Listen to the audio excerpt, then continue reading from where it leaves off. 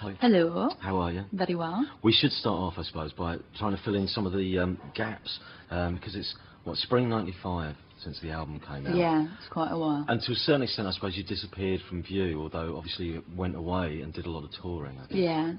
We were on tour basically for about a good 18 months, 2 years. Obviously lost Annie on the journey.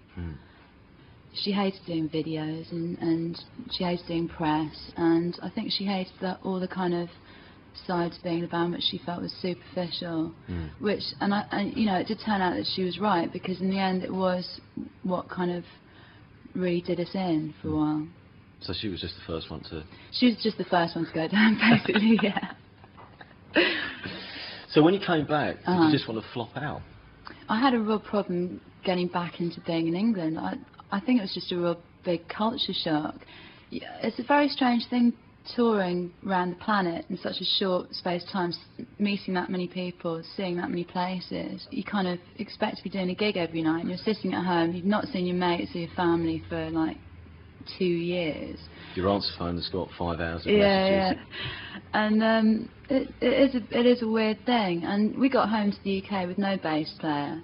I kind of stopped writing on the road, really. I just got lazy, and it was weird. It was a very weird time, yeah. So what happens next? Well, then it just sort of occurred to us that we had to start writing the next album. We'd kind of forgotten about it. You know, it was like the first album was such a sort of roller coaster ride that I think we'd made that classic mistake of kind of forgetting that you just have to actually just keep going and kind of keep yourselves to yourselves enough to just carry on functioning as a working, writing band. One of the positive things about this kind of immensely long gap for me is that it's actually gone back to just being us lot again, and no one really interfering. You know, we're doing all the artwork ourselves, we're doing the video ourselves, because we've got no money there. You're telling me you're skinned? Yes. More how difficult then was it recruiting somebody new into this gang? It was very difficult. I mean, we were looking for a new bass player before we found Sheila for about 6 months. Did you audition loads? We auditioned loads of people, and people were turning up from Canada. You know, so you've got to let me audition because I've just flown in from Canada. And did you have any good heavy metal ones? We had some fantastic slap funk, bald-headed people from hell.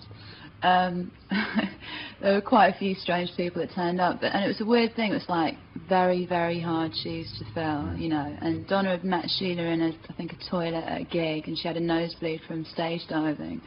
And Donna phoned me up and was like, "I found this fantastic girl," and she was really cool. Yeah, well, the nosebleed over the sink. We met up, and she seemed really cool, and we found Dave by then, and I guess that was the end of '96, the first load of stuff we went in and did in the studio, just demos and stuff. Because you did an evening session as well around that time, yeah. Which seems to suggest at that point that you were heading off in a almost sort of a machinic way. Well, Donna and I saw a New Order at Reading, and it was one of the most amazing gigs I've ever seen, and we both walked away from it going, we've got to change, we've got to start doing things that are a bit slower, a bit more ambient, and more subtle. I think it's about then, or a little while later, that the rumour mill really goes into overdrive. Yeah. Donna Matthews was going to leave the band every 2 weeks. Well, Donna, I mean, threatened to leave constantly from when she first joined, really. I mean, she threatened to leave about 3 times during the making of the first album, and I never really took it seriously, because she's always has been a very volatile person, and it's part of her charm, really. And I think what happened was Donna just started thinking, you know, that she'd learned everything she could from me. I mean, that's what she actually said to me. And when I first met her, she was kind of quite naive and innocent to a lot of things, and, you know, learnt very quickly indeed. You're saying you led her astray? Well, no, I don't think I did, but I think, you know, London life took its toll, really. Yeah. And it was quite a lot further down the line before we realised that we just couldn't work together anymore. But yeah, it was a sad moment where we realised that, you know, it was. Then we get to the second rumour, which is obviously fuelled by the fact that the record doesn't arrive when it was supposed to arrive. Everyone's talking about Elastica and drugs. If you're to believe all the stories, then Elastica's rehearsal room would look like a scene from Trainspotting or something. Do you know what I mean? Yeah, no, I think the band has always been fairly rock and roll in its behaviour, and it was probably inevitable that people were going to say that. There were always elements of the band of the kind of party animals, and that was something that we were known for. None of us would be alive if that kind of behaviour was going on. Yeah. How did you react yourself? Because everywhere, well, I say everywhere, it wasn't everywhere, but a certain clique of, obviously, music industry people are all going around basically coming up with stories about you. Justine's lost it, Justine's on smack, Justine's doing this, Justine's doing that. I wasn't that aware of it, to be honest. In fact, I wasn't really aware of it until kind of later. I was keeping myself to myself, and it was actually quite a weird scene in London at that time, because hard drugs were very fashionable. There's no question about it, and I think that there's always going to be casualties from that, you know. But it was probably more widespread than a lot of people realised for a while. So where does it start again? Well, there's actually a lot to do with getting Annie back, to be honest, because I absolutely love playing with Annie and Justine, and it's the old thing, you don't know what you've got till it's gone. And basically it got to a point in the band where it was just so slow and so painful doing anything that I just said to Donna, look, I'm sort of getting to the point where I'm going to have to call it a day with what we're doing.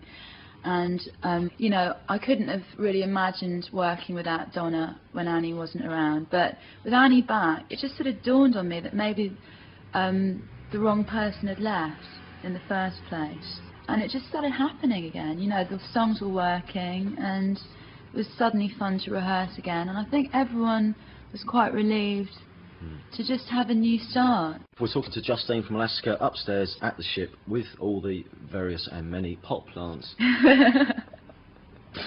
So we better talk about this EP, because why opt for the 6-track EP option rather than just a single? Just because it's so boring watching everyone do everything to the same kind of set pattern at the moment. I mean, I'm just a bit disappointed what a massive gap there is between sort of, you know, Blur, Suede and Pulp and Radiohead and blah, Premier League, yeah. Yeah, Premier League and Add N to X, you know what I mean? There's just like nothing kind of bridging the gap at all. It seems like, you know, there's some people involved in music at the moment, people like Mogwai and Layla and Add N to X, that are all actually doing something kind of challenging and interesting and kind of doing it for the love of doing it.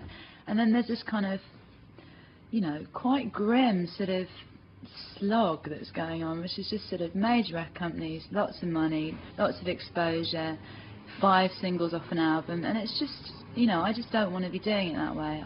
I can't be bothered to do it that way. Life's too short, basically. So it's just awkward now, aren't you? Yeah. Just awkward. Which I suppose is quite good in a way, then that makes sense that you've got Marquis Smith on the record. Lord of awkwardness. I was actually so frightened about meeting him, because he's just always been such a hero, that I was gripping a pillar while the others were trying to pull me out, going, this is ridiculous, you've got to meet him, he's outside. And I was properly frightened, you know. I was properly starstruck when I met him. My knees were knocking. Apart from the Fall, obviously, and 1 or 2 other bands which are, have been influences along the way, is there anything, do you see traces of other groups which have influenced the latter day songs?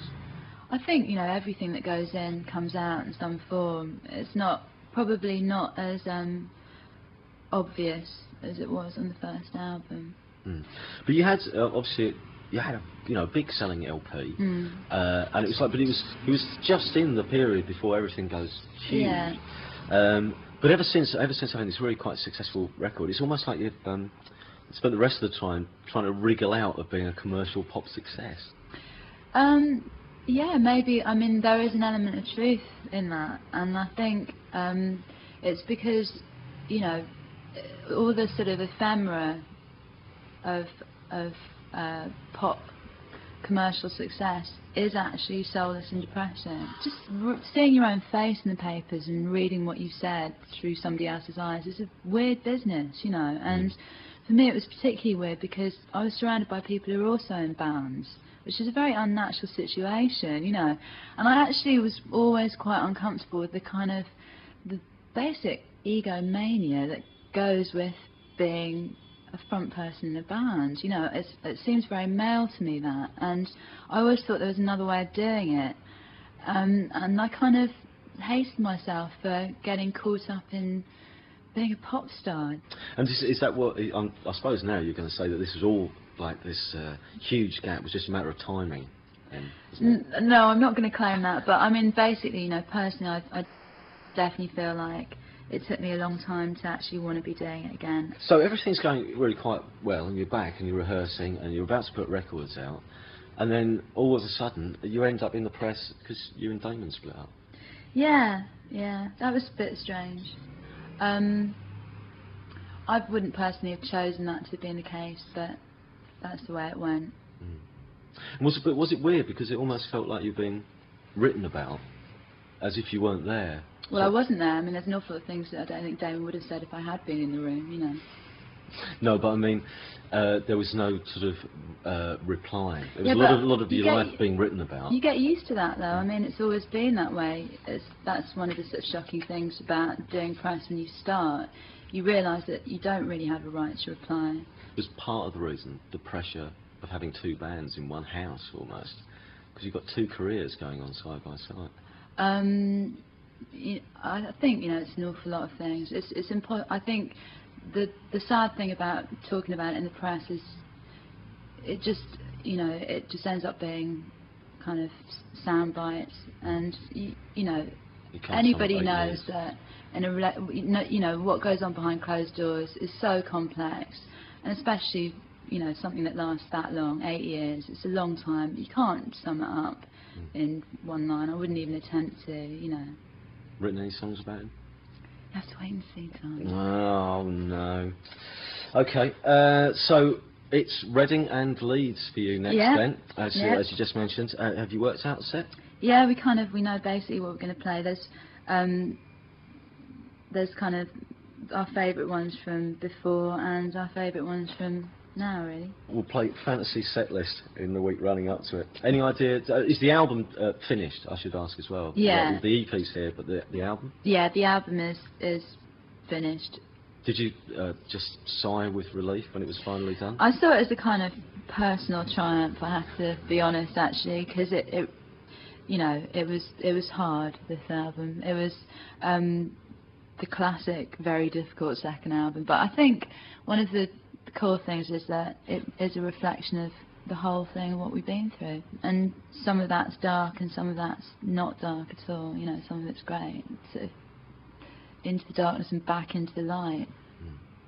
And looking ahead from here, have you already started writing stuff, and do you now see that there's a third album, a fourth album? I'm not even going to talk about that. Yeah, what year is it now? Yeah, really. Justine, thank you very much. You're very welcome.